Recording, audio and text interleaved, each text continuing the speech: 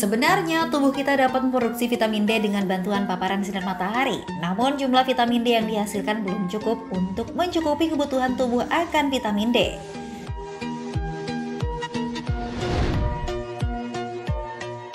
Di masa pandemi COVID-19 saat ini, kita sadari pentingnya imunitas tubuh untuk menjaga kesehatan dari efek buruk akibat terinfeksi COVID-19.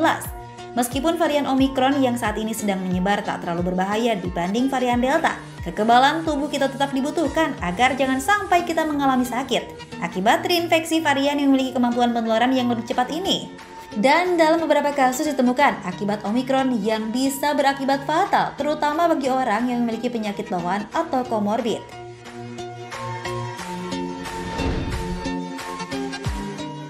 Berdasarkan fakta, terlepas dari menjalani pola hidup sehat atau tidak, 1 dari 2 orang Indonesia kekurangan vitamin D.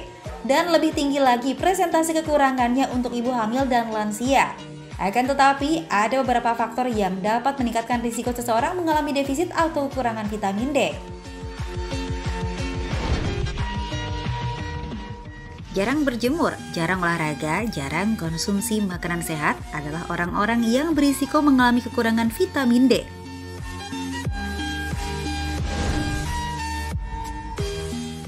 Di dalam tubuh, vitamin D digunakan untuk menjaga kesehatan tulang dan membantu penyerapan kalsium. Maka dari itu, orang yang mengalami defisit vitamin D akan berisiko mengalami masalah tulang yang membutuhkan kalsium. Gejala kekurangan vitamin D seringkali tak disadari. Padahal, bila tak ditangani, kondisi ini dapat meningkatkan risiko munculnya penyakit tertentu, mulai dari gangguan tulang hingga infeksi virus. Apalagi di saat pandemi seperti sekarang ini. Oleh karena itu, gejala kekurangan vitamin D perlu dikenali sedini mungkin.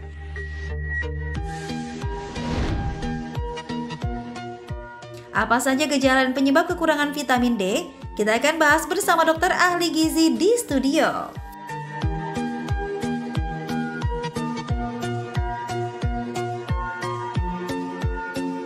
Aduh, ngeliat tayangan tadi ini aku jadi kepikiran, apakah selama ini vitamin D yang aku konsumsi ini sudah memenuhi kebutuhan vitamin aku ya?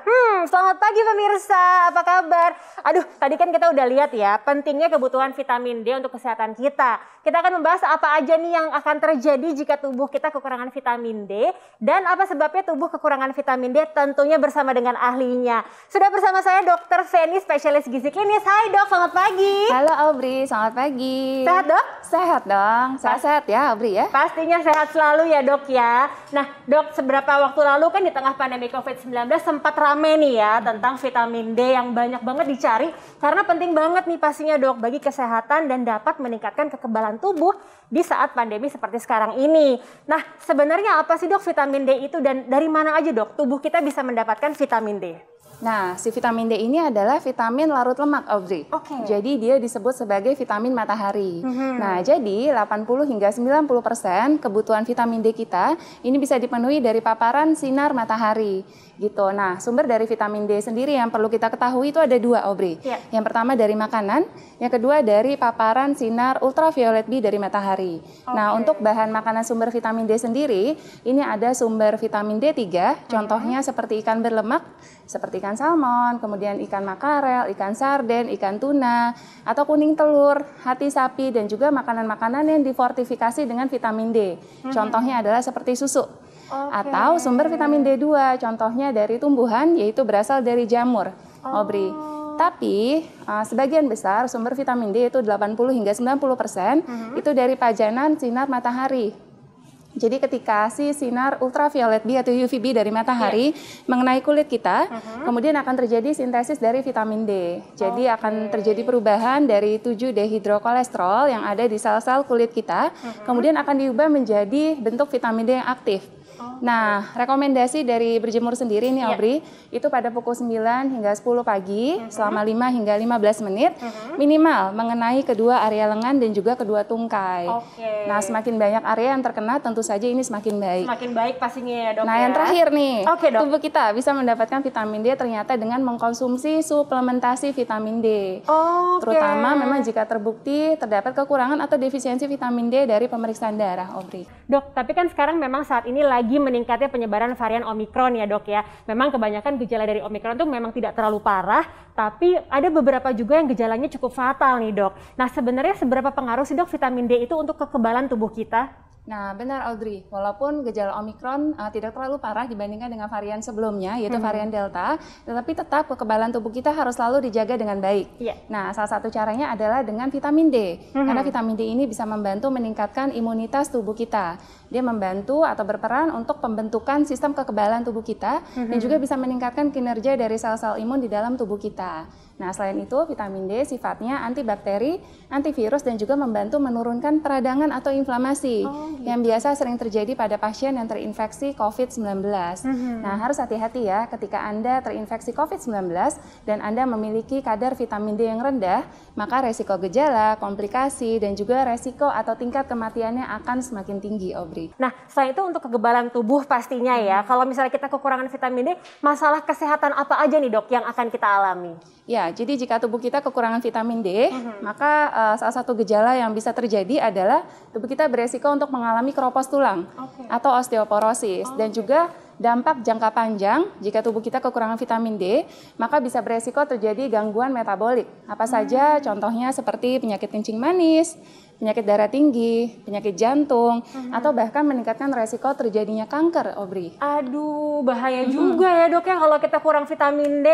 Nah dok, ada nggak sih dok gejala awal nih jika kita mengalami kekurangan vitamin D sebelum semakin parah pastinya dok? Nah, kita harus mengetahui ya gejala awalnya apa. Jadi gejala awal dari kekurangan vitamin D misalnya seperti ada nyeri tulang dan otot, kemudian tubuh menjadi mudah lelah, lalu karena daya tahan tubuh menjadi kurang baik, ya biasanya tubuh menjadi mudah sakit, kemudian resiko terjadinya infeksi, terutama salah satunya adalah infeksi saluran pernafasan, kemudian ada terjadi gangguan mood, Aubrey, dan juga beresiko terjadinya rambut rontok. Oh gitu dok. Wah ternyata vitamin D ini memang sangat penting sekali ya dok ya, dan sangat bermanfaat nih pastinya nih untuk tubuh kita.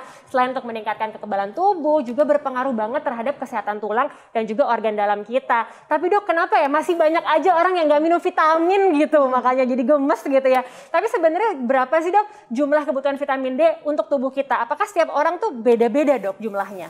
Nah untuk kebutuhan vitamin D sendiri ini disesuaikan dengan angka kecukupan gizi yang dikeluarkan oleh Kementerian Kesehatan. Ini disesuaikan untuk penduduk Indonesia. Jadi untuk usia dewasa hingga usia 64 tahun, kebutuhannya adalah sebesar 600 IU per harinya.